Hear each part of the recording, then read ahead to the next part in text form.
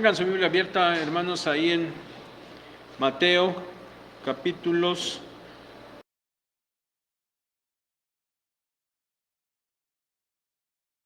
9.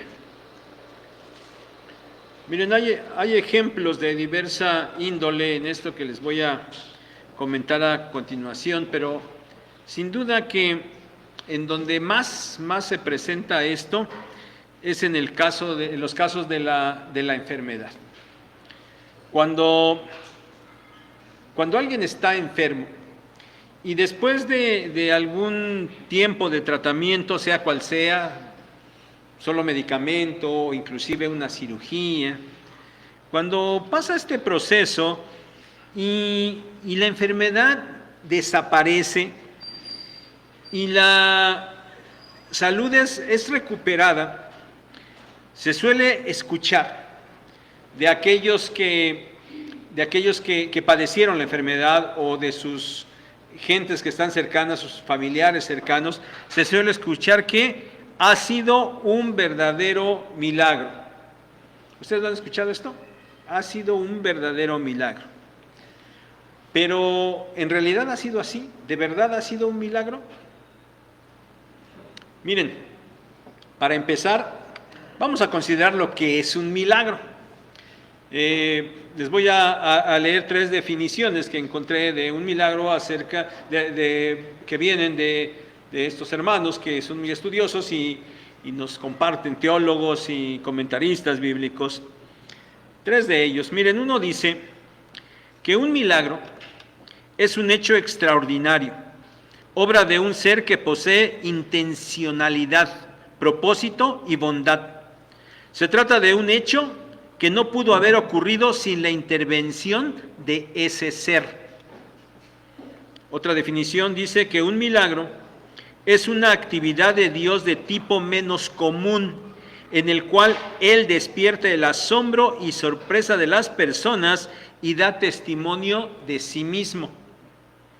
La tercera definición dice así: un milagro es la divina intervención o interrupción del curso regular del mundo, lo cual produce un hecho inusual pero intencionado que de otro modo no ocurriría.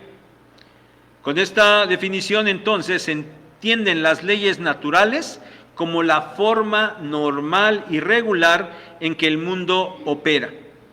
El milagro ocurre como una inusual, esporádica y específica acción de Dios que trasciende el universo. Esto no significa que los milagros sean violaciones de la ley natural, ni siquiera que se le opongan. Como dijo el famoso físico Sir George Stokes, puede ser que el evento que llamamos milagro no produzca la suspensión de las leyes que operan ordinariamente, sino que añaden algo que opera a veces. En otras palabras, los milagros no violan las leyes regulares de causa y efecto, simplemente tienen una causa que trasciende la naturaleza. Esto sería un milagro. Y si nosotros aplicamos esta definición al ejemplo que les acabo de mencionar de aquel que ha sido sanado de una enfermedad, y analizamos si en verdad esto es un milagro, bueno, nosotros podríamos decir, bueno, Dios intervino. Ciertamente sí, claro que sí, Dios interviene, pero cuando lo hace a través de los lineamientos naturales que Él mismo ha determinado y que ha provisto, porque el Señor ha provisto maneras de cómo el hombre opera y en la actualidad nosotros sabemos que el Señor ha permitido conocimiento en las personas y un avance en ese conocimiento y un avance en esa tecnología, de tal manera que sí, Dios está obrando, pero está obrando a través de esos medios normales, tradicionales que Él mismo ha provisto. Si ha habido un proceso, se ha seguido un proceso y se han utilizado los recursos que se tienen, y aunque ese procedimiento, esas cosas hayan sido así quizás muy, muy difíciles, o inclusive podríamos decir que eran poco probable, pero existían probabilidades. Y finalmente, esa salud, esa recuperación de la salud, pudiera haber sucedido por usar todo esto, y entonces sucede. ¿Diríamos que eso es un milagro de Dios? No, porque el milagro de Dios es un hecho extraordinario, ¿sí? En este proceso, y normalmente cuando nosotros oímos a las personas que fue un verdadero milagro, se están refiriendo, ¿por qué? Porque pasaron por esas cosas, y a lo mejor fue muy difícil, y a lo mejor fue muy largo, pero finalmente sanó, pero fue sometido a un proceso médico, sea cual sea.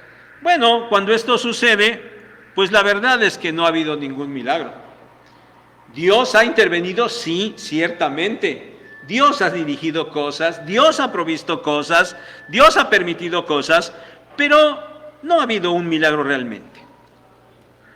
Volvamos, hermanos, al Evangelio de Mateo que interrumpimos durante 2 semanas.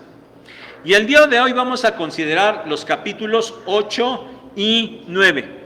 Obviamente, hermanos, no va a ser un estudio exhaustivo, no pretendemos esto. Tampoco pretendemos agotar todo lo que podemos obtener de 2 capítulos de la Biblia, de ninguna manera. Pero nos vamos a basar en los 2 capítulos, porque en estos 2, en el 8 y el 9, el tema central es el de los milagros. Ese es el tema central del capítulo 8 y 9 de Mateo, los milagros del Rey. Hermanos, no perdamos de vista el seguimiento que Mateo está haciendo ahí en su evangelio. Ha concluido recién la sección de las enseñanzas del Rey, capítulos 5 al 7. Y ahora, ya que ha hablado de las enseñanzas del Rey, ahora se va a centrar Mateo en los hechos del Rey. Y específicamente aquí se va a centrar en los hechos milagrosos del Rey. Vamos pues entonces, hermanos, a mencionar de manera muy breve, muy rápida, muy general, algunas cosas acerca de estos milagros que aparecen aquí. 9, bueno, en realidad son 10 milagros que aparecen en estos capítulos 8 y 9. Vamos a ver cómo sucedieron, qué características tenían, pero sobre todo, vamos a entender cuál era su propósito. ¿Y cuál fue la respuesta de aquellos que los presenciaron? Porque esto, mis hermanos, es lo importante en el seguimiento del Evangelio de Mateo. Tengan, como ya les dije, por favor, sus Biblias abiertas ahí. Vamos a ir mencionando cosas. Por favor, no se detengan a estar leyendo, ¿verdad? Porque, ahí se siguen y ya no ponen atención, no vayan, nada más vayan dando seguimiento a lo que vamos a ir puntualizando en estos 2 capítulos muy rápidamente. Bueno, el primer milagro que encontramos ahí está en el capítulo 8, versículos 1 al 4. Y esta es la sanidad de un leproso. Bueno, ¿qué podemos mencionar de esto? Bueno, el leproso es el que está enfermo, y él es el que pide para él mismo. Él hace una petición al Señor. Él tiene fe, claro que tiene fe, porque él sabe que el Señor puede curarlo. Y por eso en su petición le dice, no dice, oye, si puedes, cúrame. Le dice, si quieres puedes limpiarme. El Señor dice, bueno, pues sí quiero. Es decir, el Señor le concede su petición. Y quiero que pongan atención, adelantito voy a puntualizar muchas de estas cosas que les voy a decir ahorita, pero vean el final del versículo 3. ¿Cómo dice? Y al instante, ¿ya lo vieron? Al instante su lepra desapareció. O sea, el Señor no le dijo, mira, ve a conseguir tal hierbita y te la pones y esperemos y me vienes a ver dentro de un mes a ver cómo vamos, ¿verdad? El Señor no le dijo así. Sí quiero, sé limpio. Y al instante la lepra desapareció. Segundo milagro, capítulo 8, versículos 5 al 13. la sanidad del criado de un centurión romano. ¿Sí? El centurión, para empezar, no era judío, era un gentil. Y aquel centurión gentil va y pide, pero no pide para sí, sino pide para otro, para su criado. Y otra vez el Señor accede a la petición que le está haciendo este soldado. Vean, el soldado muestra su indignidad, porque le dice el Señor, sí, yo iré y sanaré. Le dijo, no, Señor, no soy digno de que tú entres a mi casa. El centurión, con mucha fe, muy humilde, reconociendo su indignidad.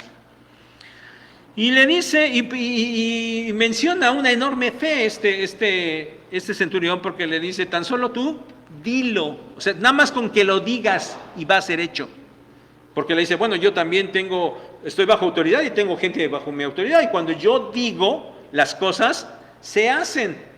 Entonces, Señor, con que tú digas la palabra, con eso va a ser suficiente. Y vean el verso 13. Entonces Jesús dijo al centurión, ve y como creíste te sea hecho. Y su criado fue sanado en aquella misma hora. ¿Sí? Vayan notando estas cosas. Tercer milagro, capítulo 8, versículos 14 y 15, la sanidad de la suegra de Pedro. Aquí nadie pide nada. Bueno, en el registro que nos da Mateo, ¿verdad? En los otros evangelios ya saben que se complementan las cosas, pero bueno, aquí Mateo no nos centra en que ni Pedro, ni su esposa, ni la suegra hayan hecho alguna petición, nadie pidió. Simplemente aquí dice que cuando el Señor vino a la casa de Pedro, él vio a la suegra postrado en cama, con fiebre, y tocó su mano. O sea, con el puro toque de su mano, la fiebre la dejó. ¿Qué hizo la suegra? Se levantó y les servía.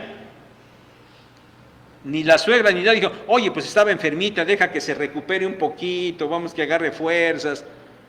Al instante se levantó, y si estaba ya trabajando y sirviendo, quiere decir que estaba completamente sana. Cuarto milagro, capítulo 8, versículos 23 al 27. Bueno, este cuarto milagro, no habla de una sanidad, sino habla del poder del Señor Jesús sobre la naturaleza. Ya saben, había mucha gente que quería seguir al Señor. El Señor se va con sus discípulos a la barca, se desata la tormenta, el Señor está durmiendo, y los discípulos lo despiertan porque tienen miedo de cómo está la tormenta, y el Señor dice que se levanta y calma la tempestad. Con solo su palabra, nada más. Y se hizo grande bonanza. No es que disminuyó la fuerza, no es que se fue calmando poco a poco y en un tiempo ya estuvo quietecito, sino que al instante se hizo la bonanza. Siguiente milagro, capítulo 8, versículos 28 al 34. El poder de Dios sobre los demonios. Bueno, Mateo nos dice que son 2 demonios, Marcos y Lucas nos dicen que es uno. Bueno, hoy no haremos la explicación de esto, pero bueno, estamos en el Evangelio de Mateo, sigamos esta narración. Entonces, el Señor llega a esta región de Gadara. Ya saben, salen aquellos 2 endemoniados. Y aquellos, cuando lo ven, lo reconocen de inmediato, ¿verdad? Lo reconocen. ¿Qué tienes con nosotros, Jesús, Hijo de Dios? ¿Has venido acá para atormentarnos antes de tiempo? Ellos saben lo que les va a pasar, los demonios, lo saben. Y bueno, reconocen al Señor y preguntan si ya lo va a atormentar. Y bueno, le rogaron, cuando el Señor les está diciendo que salgan de ahí, ellos le ruegan no le ruegan que no los saque, le ruegan que les permita irse a los cerdos que están por ahí. Y ya saben que el Señor se los permite. Los cerdos se despeñan y se caen al mar y se ahogan. Y luego, ¿qué pasó? ¿Se acuerdan? La historia la saben, ¿verdad? Vienen los hombres de aquella región, los de Gadara, y le piden al Señor que se vaya de su territorio. Pero bueno, el asunto es que el punto que debemos considerar es que a la palabra del Señor los demonios obedecen inmediatamente y se someten. Aquellos endemoniados son liberados. El milagro es la liberación de estos hombres de aquellos demonios. Siguiente milagro, capítulo 9, versículos 1 al 7.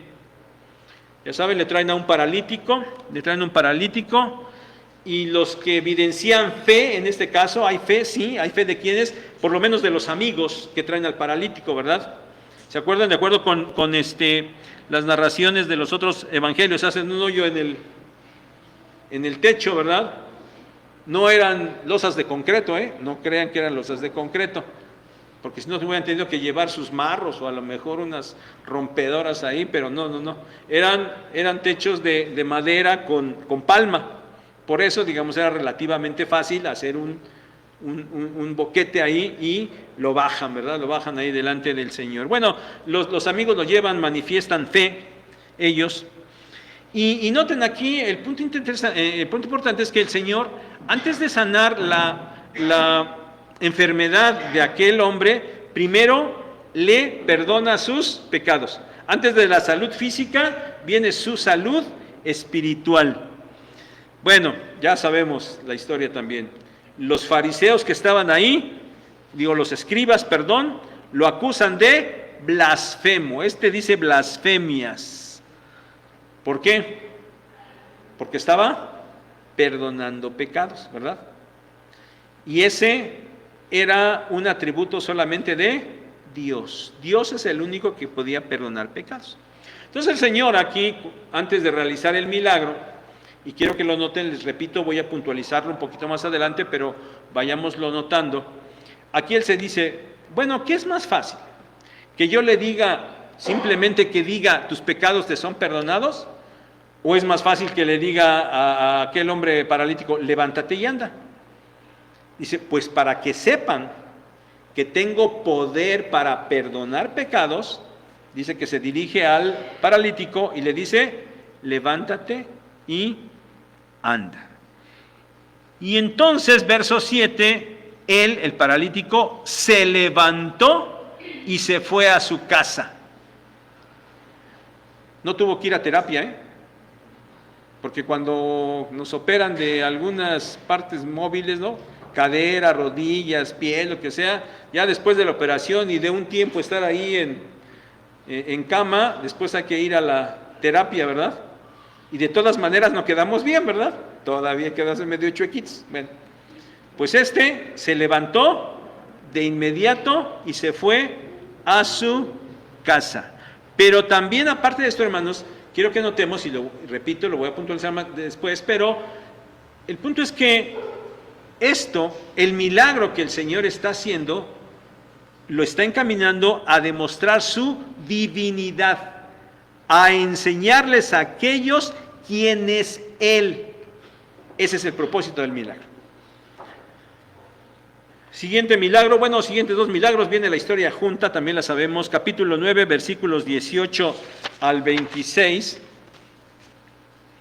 La resurrección de una muerta y la sanidad de una mujer enferma de flujo sanguíneo. Bueno, ya saben, Mateo toma la narración un poquito después de lo que hacen Marcos y Lucas, porque se acuerdan que primero llega aquel hombre, Jairo, ¿verdad? Es Jairo principal de la sinagoga, va y le pide al Señor que vaya a ver a su a su hija porque está enferma, ¿sí?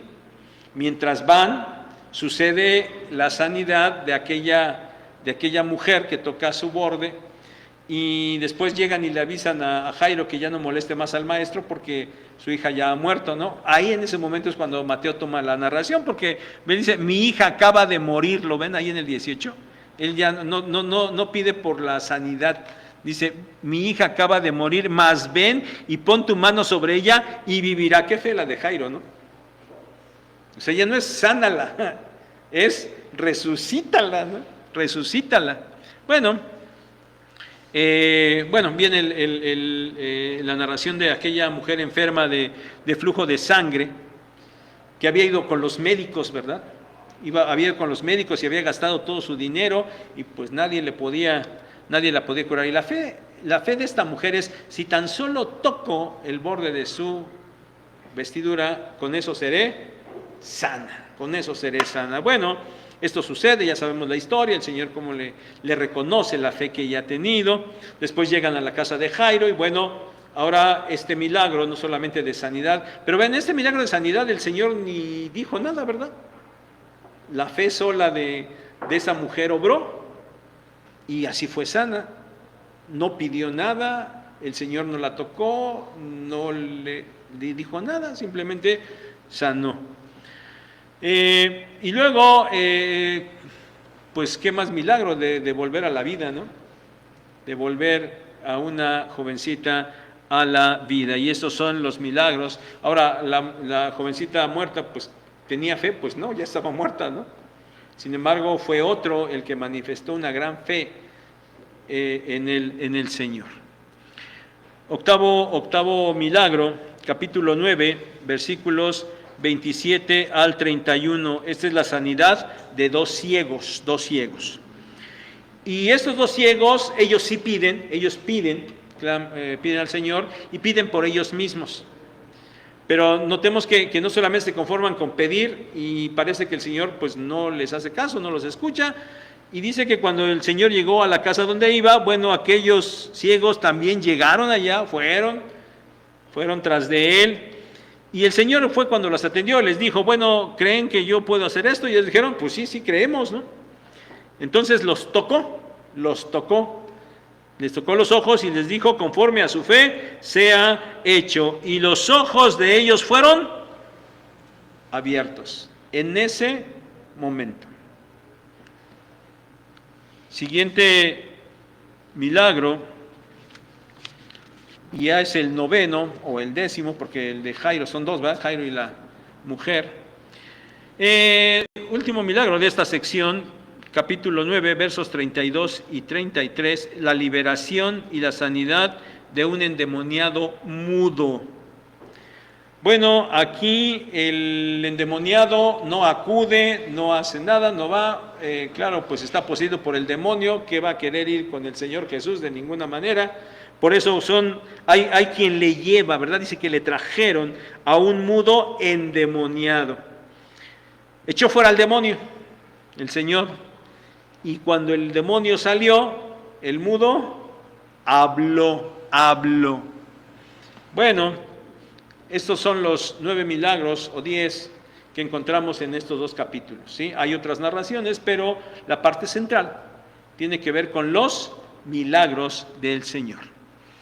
Milagros, hermanos, que evidencian el poder del Señor Jesús.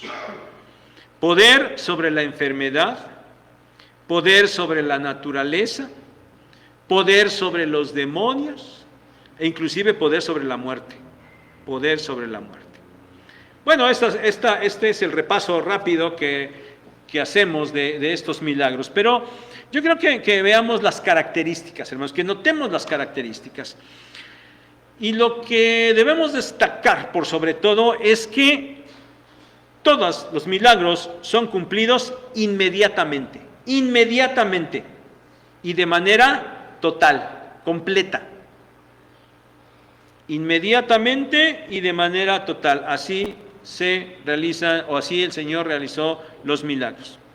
Y miren, en el caso de las sanidades, que es lo que quizás más llama la atención, ¿Notaron que no hay un patrón específico? Algunos de los que fueron sanados tenían fe y lo declararon, y otros pues no dijeron no, porque ni estaban presentes. Algunos pidieron y otros no pidieron. En algunos el Señor los sanó con su palabra y en algunos otros los tocó. Piden, o a lo mejor algunos ni pidieron, pero el punto es que no hay un patrón, no hay un patrón. O sea, los milagros el Señor los obró de manera diferente. Lo que sí es evidente y debemos entender, hermanos, es que las personas sanaron inmediatamente y totalmente. Nunca fue necesario un proceso previo, ¿verdad? Y a ver tus estudios y sácame la química de 28 elementos y a ver qué tienes. O sea, no fue necesario un proceso previo de ningún tipo. Y tampoco hubo necesidad de una terapia posterior para una recuperación total. Nunca. Siempre fue la sanidad inmediata y total. Entonces, hermanos, del ejemplo que les vengo poniendo desde el principio, ¿se dan cuenta que la salud recuperada por alguien el día de hoy no tiene estas características? ¿Sí se dan cuenta? Entonces no son milagros, ¿verdad? No son milagros. Pero otra vez, entonces Dios no tiene nada que ver. Claro que sí, claro que sí. La misericordia de Dios está ahí, pero Él está obrando de una manera normal, natural y utilizando los medios que Él mismo está permitiendo.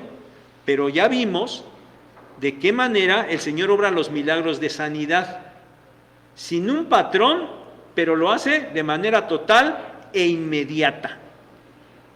Ahora, en los milagros sobre la naturaleza, bueno, también el mar se calmó inmediatamente con solo su palabra.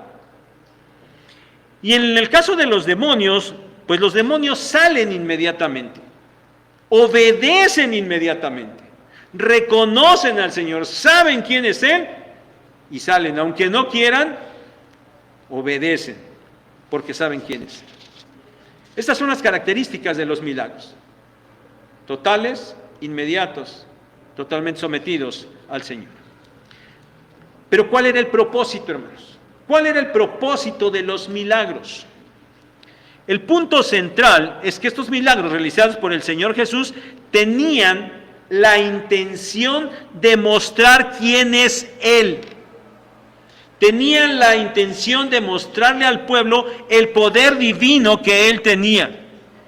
Tenían el propósito de dar evidencia de que Él era el Mesías Rey que estaban esperando.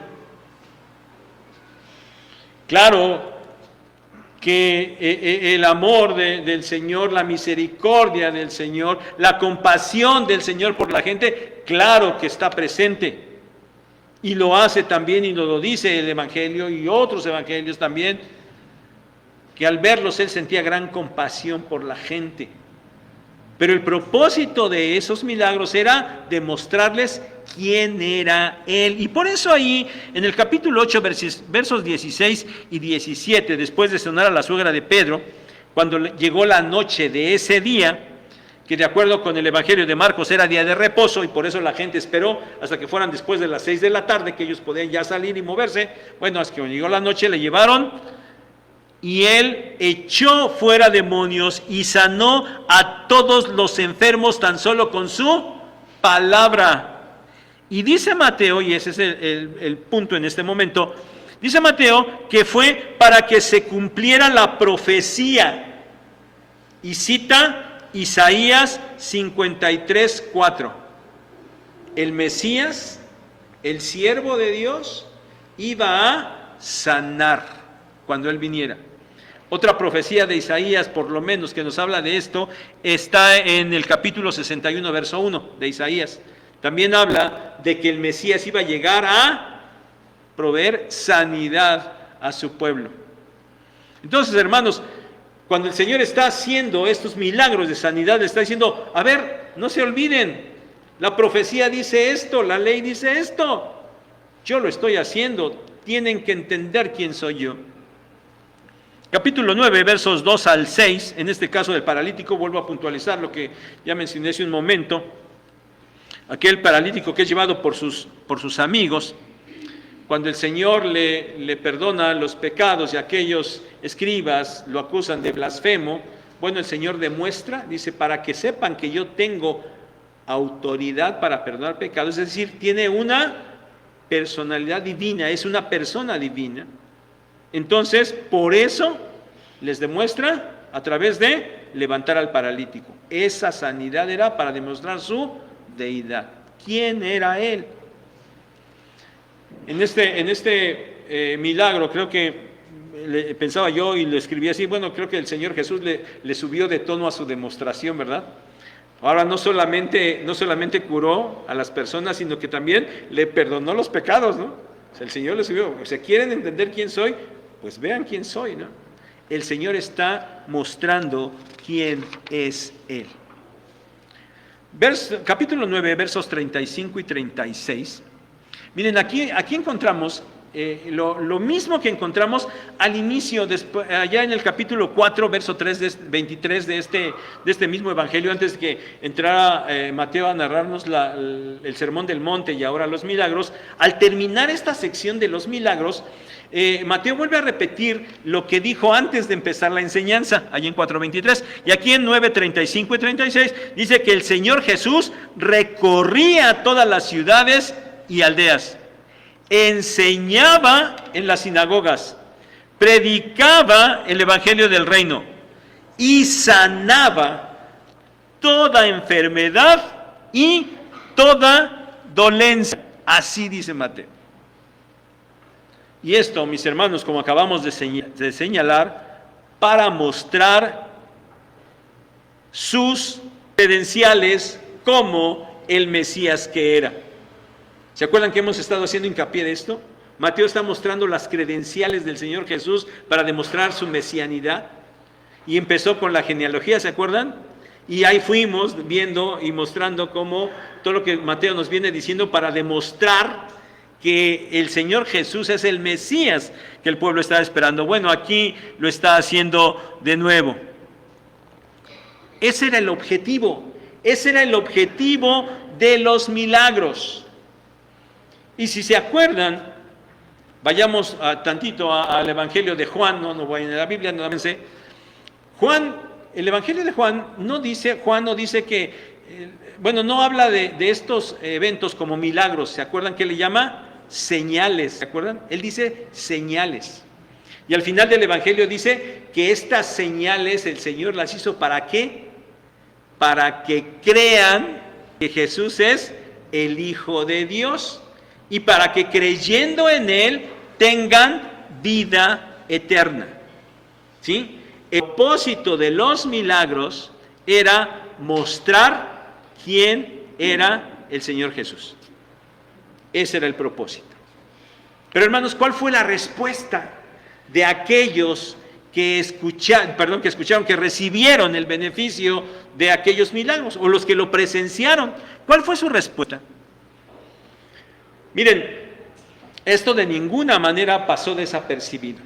Encontramos, lo omití ahorita en lo que estamos diciendo, pero además en esta sección, en otras secciones, dice que cuando el Señor estaba obrando estos milagros, su fama crecía, ¿sí se acuerdan? Y su fama crecía. ¿Y cómo no iba a ser así?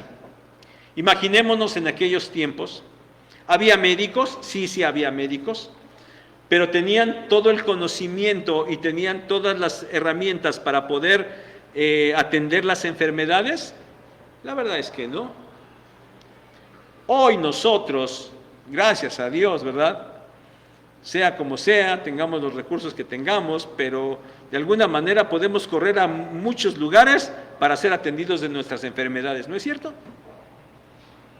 Bueno, en aquel tiempo no era así, no había eso.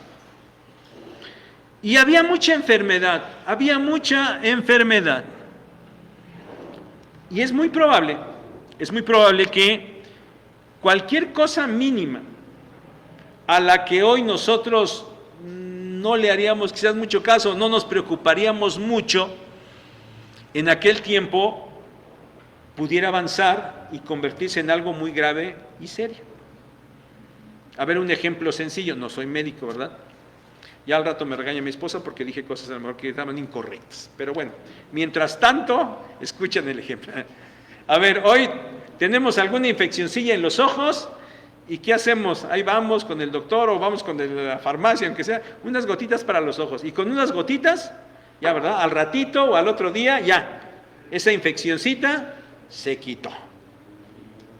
Y cuando no había, en aquellos tiempos, esa infección pudo ir creciendo y avanzando y probablemente hasta causar ceguera, ¿no?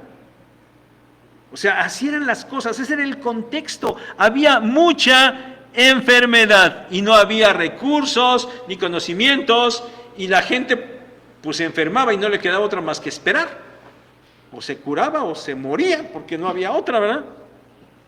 Bueno, y esto parece que atacaba a mucha gente. La población estaba llena de enfermedad, porque cada que leemos ahí que el Señor sana a los enfermos, dice que le traían a muchos, ¿verdad? Muchos enfermos, y Él los sanó a todos. Entonces, sin duda que esta situación de enfermedad atacaba a gran parte de la población. Es decir, la enfermedad, por lo menos, y la cuestión de la posesión demoníaca era algo muy común, fuerte en aquel tiempo. Y entonces, en medio de este panorama tan sombrío, de repente aparece ahí el Señor Jesús. Y aparece el Señor Jesús liberando a todos los endemoniados y sanando a todos los enfermos. Y sanándolos de una manera total. Y sanándolos de una manera completa. Y sanándolos de una manera milagrosa, porque era al instante. Y sin duda que esto no podía pasar desapercibido. Y leemos otra vez que dice que su fama crecía, la gente lo veía. Ahora, como ya vimos, el propósito de esto era que el pueblo reconociera que Él era el Mesías. Pero ¿cuál fue la respuesta de la gente? ¿Cuál fue la respuesta de aquellos que se beneficiaron por la sanidad que el Señor les dio, o aquellos que vieron que en el pueblo o en sus familiares fue obrada tal sanidad? ¿Cuál fue la respuesta de ellos? Capítulo 8, verso 18. La gente acudía a Él. ¿Por qué? Pues si sana y no hay otra manera en la que yo pueda ser sanado, pues vamos, ¿no? Vamos.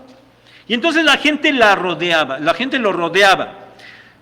Pero sin duda que lo hacía solamente por el beneficio que podían obtener, porque no vemos ni en lo más mínimo que aquellas personas entendieran que Él era el Mesías. No entendían quién era Jesús. Capítulo 8, versículos al 27, 8 al 27, dice que los hombres se maravillaron. Ahora, ¿quiénes son estos que se maravillaron? Miren, por el contexto del pasaje de aquí de Mateo y por sus correspondientes de Marcos y Lucas, bueno, es evidente que esos hombres que iban allí eran sus propios discípulos.